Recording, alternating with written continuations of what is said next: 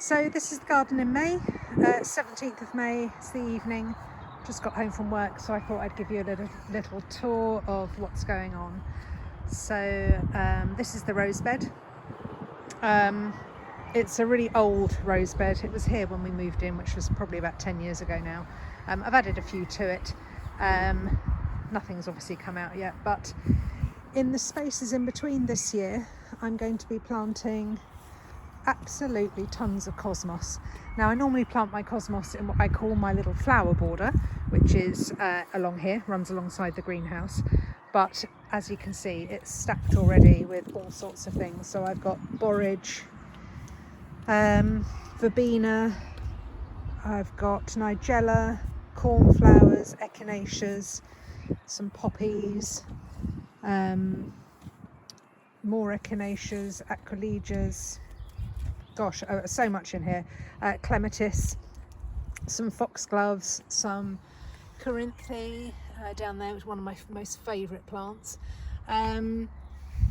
Scabious, some poppies. Oh, I've already said that. Some Californian poppies, and yeah, loads of erigeron.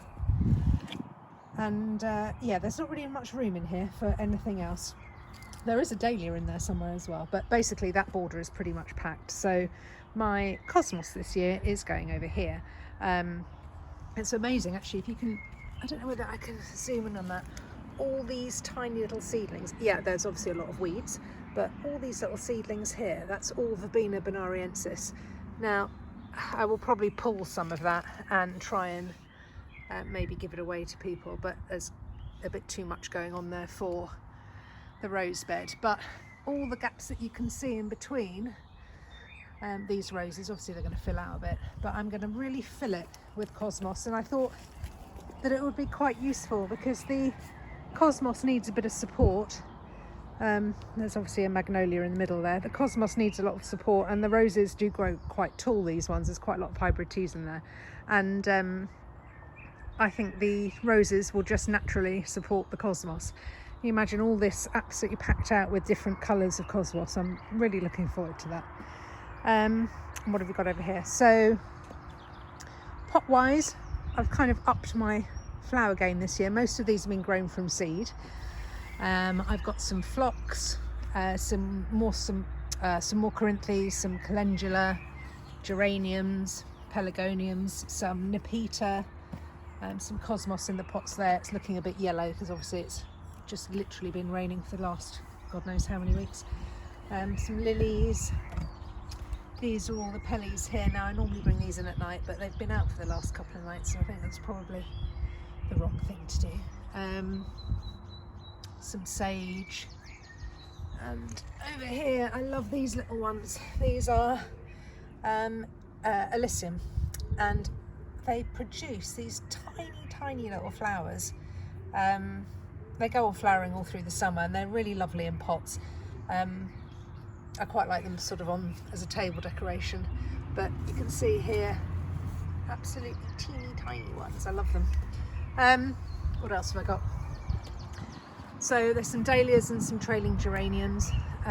These dahlias are really chugging it along. They're brilliant. These are from Peter Nyssen. This one's got a lovely dark leaf. It's a bright pink one. I can't remember its name now. But hopefully they've all produced buds. It's just been a bit, the weather's been a bit funny, so I'm not sure. I'm sure they'll perk up. But around the edge here I've got verbena and some can't remember what that is now, but some trailing prettiness which can just hang over. Some tarragon there as well. My vegetable garden is on this side, and I've done it in long strips this year, which I quite like. It's easier to cover in fleece, a bit easier to manage. So I've got two long beds, probably about 6 meters long, maybe, yeah, probably about 6 meters, maybe a bit more. They're only about 1 meter wide, so it isn't a massive space, but it provides food pretty much all year round for us, so it's absolutely plenty.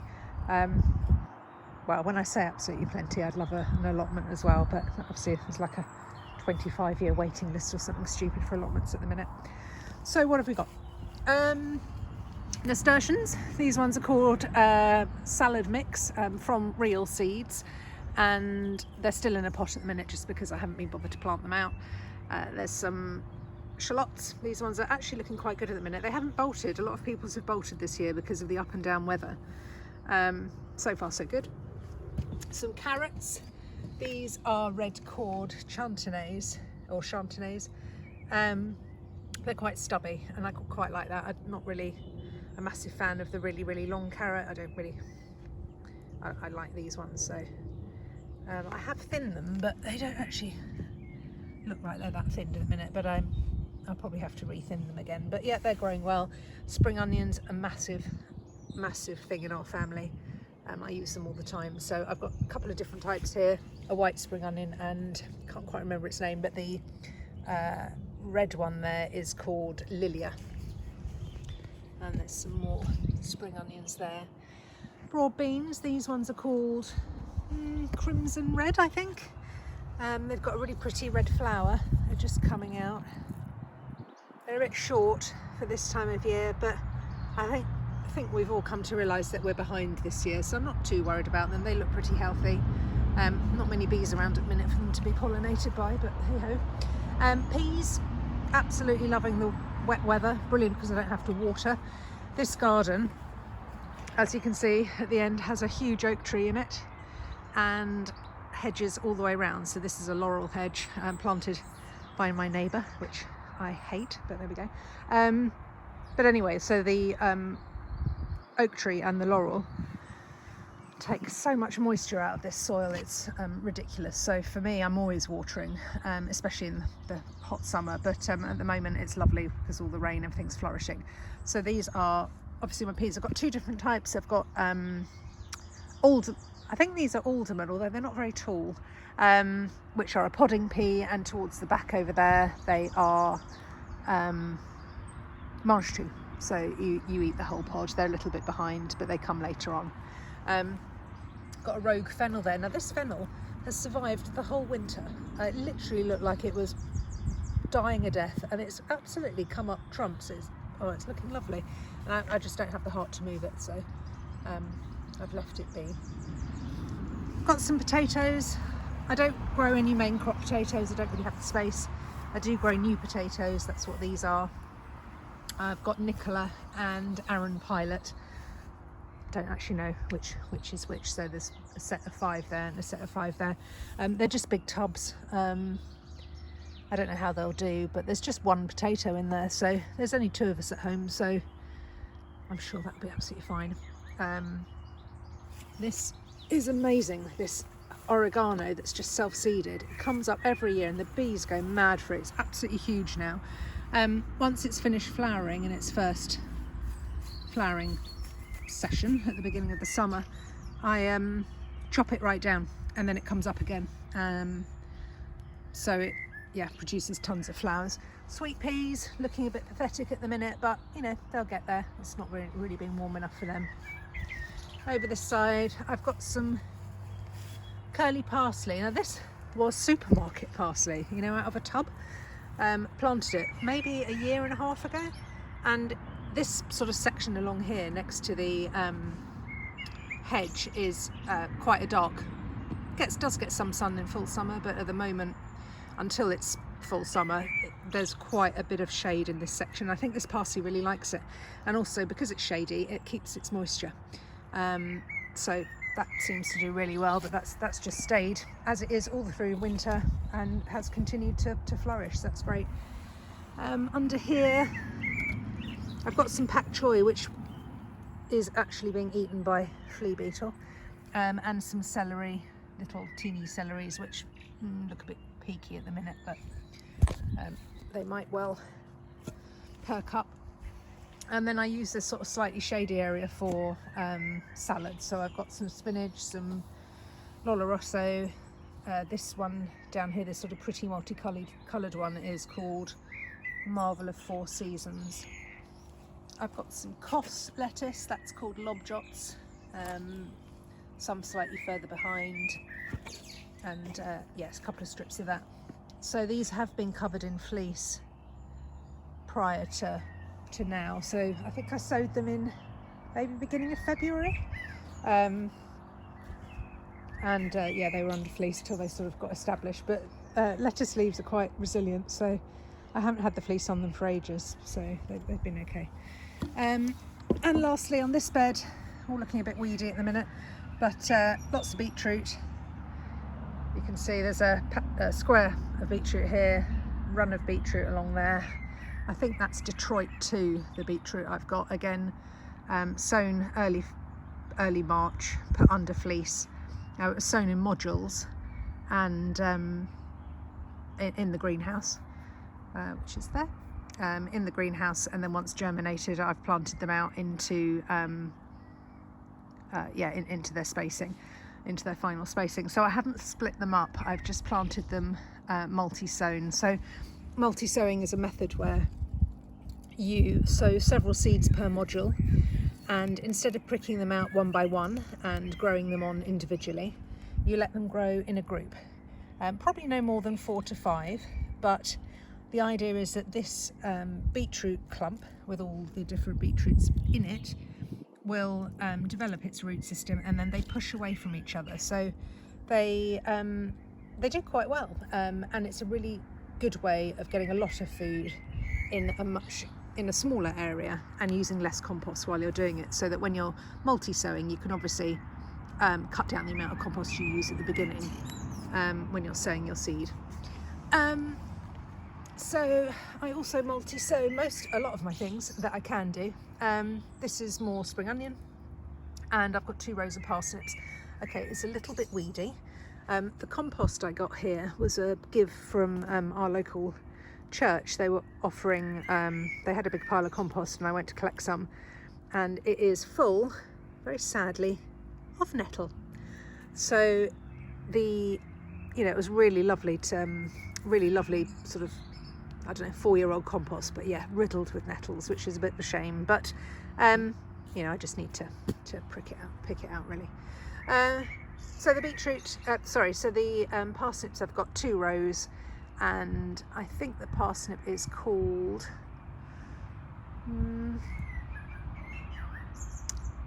I can't remember what it's called, a stumpy rooted variety again, and I haven't grown too much of it because I'm not a massive fan, but I feel like a vegetable garden isn't really a vegetable garden without some parsnips there, so I always grow them. But they've germinated quite well when it was warm earlier in the year. And in fact, most things, once they've germinated, if the weather turns a bit rough, the roots are down, the soil is actually quite warm, even though the weather's up and down, so things are really growing. What else have I got? So this bed here is kind of really underneath the canopy of the oak tree. It never really gets much moisture, and this year I've basically given up on the vegetable sowing because they're always a bit pathetic when I sow them. I've just shoved some flowers in here, so borage, calendula, which you can see are flowering already, and some chamomile. So that will make some really nice tea. That's starting to really fill out a little bit, so that should produce quite a nice little run of fluffy chamomile there. And then one of my favourite things to grow, for no more reason that it's lovely for the pollinators, is the poached eggplant, and it looks massively brilliant when it's planted in mass. So I've really stacked it full. You can see it's absolutely chock-a-block, but this whole area here should be covered in these lovely little yellow flowers come a bit of warmth, and then it'll be absolutely buzzing with hoverflies. It's a hoverfly favourite, so pollinators, yeah, love it. What else can I show you? Little pond, our little pond here. We've so this is just like a stone plinth, really, not plinth, a stone trough. Ignore the sort of dead half grass thing that apparently my husband says will revive, but it just looks like somebody's bad haircut. It's so lovely. We honestly put this in about a year ago now, put some plants in it.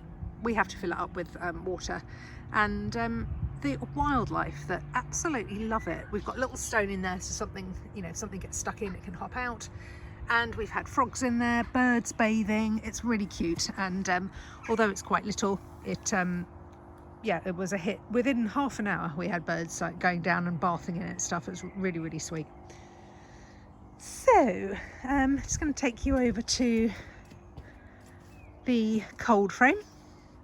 So obviously my cold frame takes kickouts from the greenhouse where things are hardened off before they go out in the garden. This was made by my father-in-law. It's absolutely brilliant. I'm totally in love with it. What have I got? So I've got some Echinaceas. These I've grown from seed.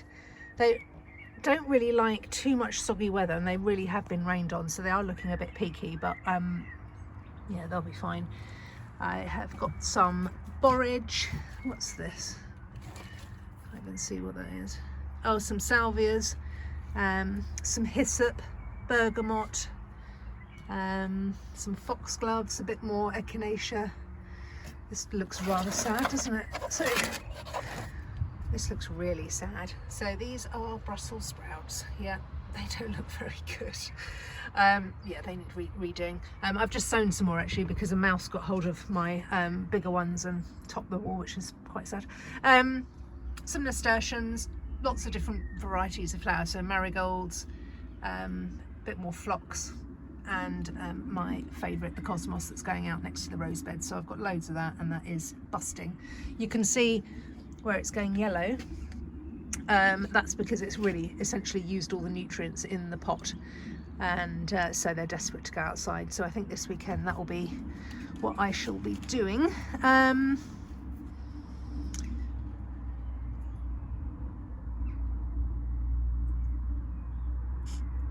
These Brussels sprouts have all been topped. Now it's very annoying because, yeah, something's just literally taken the tops off those, so they all need to be resown. And these are my sunflowers. Whatever it is that's eating the Brussels sprouts is actually popping them in a little hidey hole. So I suspect it's a mouse of some sort.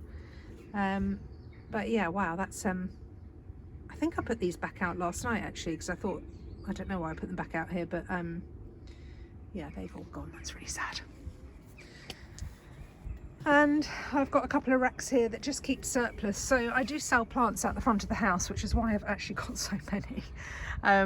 So most of these will go out on the sale bench. I just have a little honesty box out the front of the house, and it's quite popular. People keep coming back year after year, and it makes me feel happy that people are buying plants that are grown with love rather than things that are forced from mass companies at the garden centre. So I've got some lettuces, a load of salvias, bergamots, some calendulas here, bells of Ireland at the back there, some coriander, and some celine and some fennel there. So that, I think pretty much a lot of the things out there will go out the front for sale. Same with this lot, just surplus, different bits and pieces, dahlias. What else have I got? Some verbena bonariensis, some nepeta, and a couple of roses that I took some cuttings from. A lot of the cuttings didn't survive, but these two have. So I've got a Gertrude Jekyll, which is a very small climber, and a Chandos Beauty, which is a hybrid tea, which smells absolutely divine. It's like a pale creamy colour. One of my favourites, so that'll be great once that gets a bit bigger. So the garlic I've got here is two different types, early purple, and I think it's Solent white at the back. That one, the ones at the back haven't actually done as brilliantly as I thought. They're still quite thin. I don't know why that is. The compost in here is Silver Grow peat free compost, and the trug is an experiment this year because garlic's never really got on with me in the soil because we get quite waterlogged in the winter, and yeah, I just thought I'd give it a go in here. But the garlic at the front is absolutely fine and looking brilliant, but the two rows at the back, not so much, but we'll see. It was an experiment anyway. So a lot more plants here. It's like a bloody nursery. These ones have mostly been bought. Some have been grown from seed, but we buy a lot of our plants from Great Dixter Nurseries, which is in my opinion, where I am anyway, in the south, one of the best nurseries around. And we have replaced our lawn in the front garden with flowers, so we've turned it into a huge flower garden. I'll put a post on that at some point, or a video about it, but it's something that's going to be like a 2-year in the making, I guess, while plants get established. But a lot of these are to go out in the front garden, so they're just kind of waiting while we have the time and the space to put them in. And lastly, I have the greenhouse. So this greenhouse, I think many people have heard me talking about it. It's a rhino, and yeah, they are expensive. You know, this is thousands of pounds, but I had an old greenhouse and it lasted me for ages, but eventually the glass kept breaking because the greenhouse had shifted and was kind of not very secure, and I basically forked out for this. And it is unbelievably brilliant. You know, they say that rhinos have the structure of a rhino, and they're really stable, and I mean, so far so good. I adore it. It's where I spend all my time, so it's an investment for me, and hopefully it will last me for absolutely years. So it's a little bit of a mess in here while I'm doing the sort of playing the greenhouse shuffle at the moment. All my tomatoes are in, so I've got 18 different varieties, and I've grown one of each. There's 20 here. A couple of doubles obviously, and I will try and maybe fit some in around this side. So all the right hand side here will be obviously cleared and will be planted up with, I've got some aubergines which are here. These are looking brilliant. I've got 3 different varieties. I've got Black Beauty, Czech Early White and Ronde de Valence. They're all waiting to go in. They desperately need to get in the ground. So I've got those. I've got chilies and peppers up the top here. These will all go in the border as well. And all this stuff will go. So that's either going to be sold or planted out in the garden. There's some herbs. There's a load of squashes here and courgettes for people out the front on the sale bench. And then a lot of tomatoes that I have grown to order. So they will be going. So once this section has gone and round the back, that's where I'll plant all the peppers, the chilies and the aubergines, and I'll probably try and squeeze in some of my favourite tomatoes, because that's frankly not enough. Yeah, so there we go, that's it. Yeah, oh, there's some zinnias here. I haven't grown zinnias before, so I'm excited about these. I plan to put them in the vegetable garden, so in between some of the veg or at the ends of the beds, to bring some colour in, but they're looking brilliant, and I think they are sort of notably quite hard to grow from seed, so I'm delighted with those. Okay, they've been in here, which gives them the advantage of not being battered by the wind, but they are heat loving plants, so they're not for going outside yet till proper sun time. Well, there we go. I hope you've enjoyed the tour. Probably a little bit lengthy and I'm a bit waffly, but that's where I am at the moment. As we all know, I am a little bit far, or we are a little bit far behind with standard weather patterns, but it feels like it's on the change. I think the frosts have gone. I don't think I'm going to be getting any more in this area anyway. And just waiting for the rain to settle down to get a little bit of warmth, and then a lot of the things can start shuffling around. So that cold frame, things from there can come out, and the garden can sort of get a little bit of heat on it. So thanks very much for watching, and see you soon.